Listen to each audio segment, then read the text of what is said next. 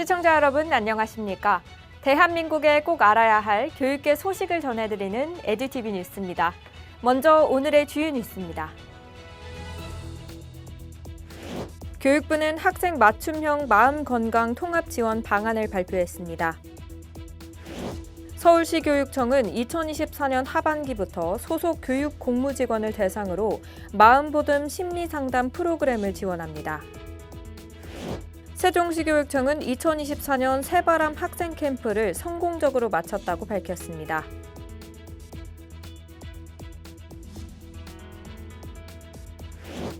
경남교육청은 교육발전특구 2차 시범지역 세부 운영계획 수립을 위한 협의회를 개최했습니다.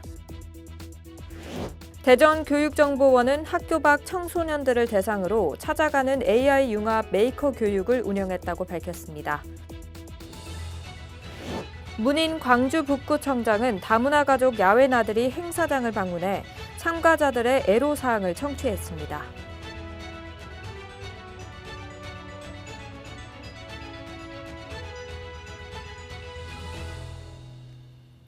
교육부 소식입니다.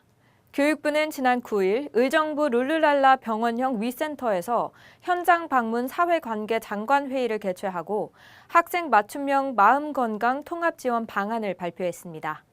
이번 회의에서는 정신건강정책혁신위원회, 경기도교육청, 의정부 교육지원청, 교육부 정신건강전문가 학교 방문사업단, 세종시 교육청 등 여러 관계자가 참석해 정책 현장의 목소리를 청취하고 정책의 원활한 현장 안착을 위한 협업 방안을 논의했습니다.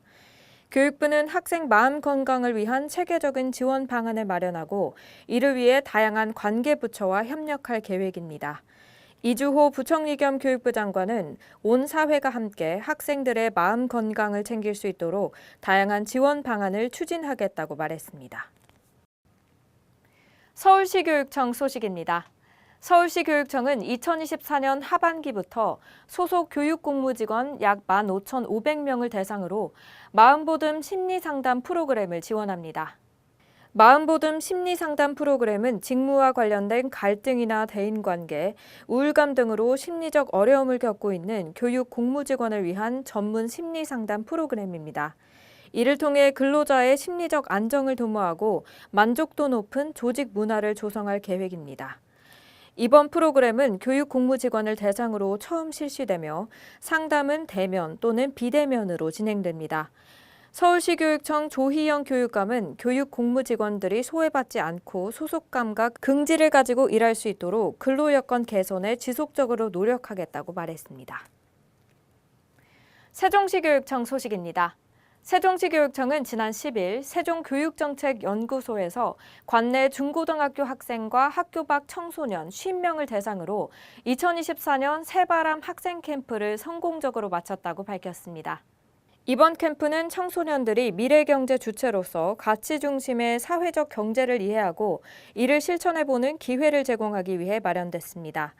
또한 사회적 경제 교육지원단과 함께 학생들은 다양한 프로그램에 참여하며 우리 주변의 문제를 스스로 발견하고 이를 해결하기 위한 프로젝트를 작성해 발표하는 활동을 진행했습니다. 캠프는 즐거운 관계 맺기, 사회 문제 발견하기, 해결 방안 탐색 및 설계, 프로젝트 작성 및 발표 등의 활동으로 구성됐습니다. 경남교육청 소식입니다. 경남교육청은 지난 9일 의령교육지원청 대강당에서 경상남도와 교육지원청, 지방자치단체 관계자 40여 명을 대상으로 교육발전특구 2차 시범지역 세부 운영 계획 수립을 위한 협의회를 개최했습니다. 이번 협의회에서는 2차 공모에 선정된 5개 지역의 관계자들과 경남교육청, 경상남도 업무 담당자들이 모여 경남 지역 교육발전특구의 세부 운영 과제를 공유하고 향후 협력 방안을 논의하기 위해 마련됐습니다. 경남교육청은 이번 협의회를 통해 지역별 세부 운영 계획 수립과 협력 방안에 대한 고민을 상당 부분 해소할 수 있을 것으로 기대하고 있습니다. 한편 교육부는 지난달 30일에 교육발전특구 2차 시범지역을 발표했으며 경남은 남해와 의령, 창녕, 함양, 거창이 각각 선정됐으며 경남교육청은 총 13개 지역을 중심으로 3년간 교육발전특구 시범지역을 운영할 계획입니다. 대전시 교육청 소식입니다. 대전교육정보원은 지난 9일 대전 서구 학교 밖 청소년 지원센터에서 학교 밖 청소년들을 대상으로 찾아가는 AI 융합 메이커 교육을 운영했다고 밝혔습니다. 이번 교육은 인공지능 기술과 메이커 교육을 접목해 청소년들의 창의적 문제 해결 능력을 기를 수 있도록 설계됐으며 대전 서구 학교 밖 청소년 지원센터 소속 청소년 15명이 참여했습니다. 체험 활동에서는 생성형 AI로 나만의 그림과 글자를 만들고 블루투스 스피커 제작 후 나만의 그림이나 글자를 레이저로 각인하는 등 개별 맞춤형 실습 프로그램이 진행됐습니다.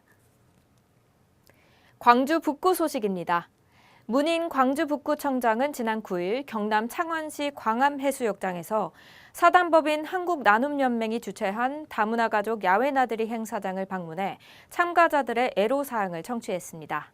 이번 행사는 민관협력 사업으로 마련돼 다문화 가족들에게 여가 활동의 기회를 제공하고 이들의 다양한 목소리를 듣는 자리였습니다.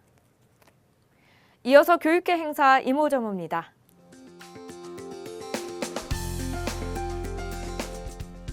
경기도교육청 행사 소식입니다. 경기도교육청이 자녀의 바른 인성과 건강한 성장을 위한 학부모 역할을 성찰하기 위해 학부모 드림데이를 오는 28일 수원 보훈교육연구원에서 개최한다고 밝혔습니다. 나눠드림은 1부와 2부 진행돼 각 150명, 총 300명이 참여할 수 있습니다. 사전 신청을 희망하는 학부모는 12일부터 안내자료에 있는 QR코드에 접속해 신청할 수 있습니다. 청주시 행사 소식입니다. 청주시 직지가치증진위원회는 2024 직지문화축제 기간에 운영될 고려시대 차문화체험 흥덕사 다방 참여자를 모집합니다. 자세한 사항은 청주시청 홈페이지를 확인하거나 직지가치증진위원회 사무국으로 문의하면 됩니다. 오늘 준비한 소식은 여기까지입니다. 행복은 그 자체로 목적이다라는 말이 있는데요. 행복은 단지 다른 무언가를 이루기 위한 수단이 아니라 그 자체가 우리가 인생에서 추구해야 할 궁극적인 목표라는 뜻입니다.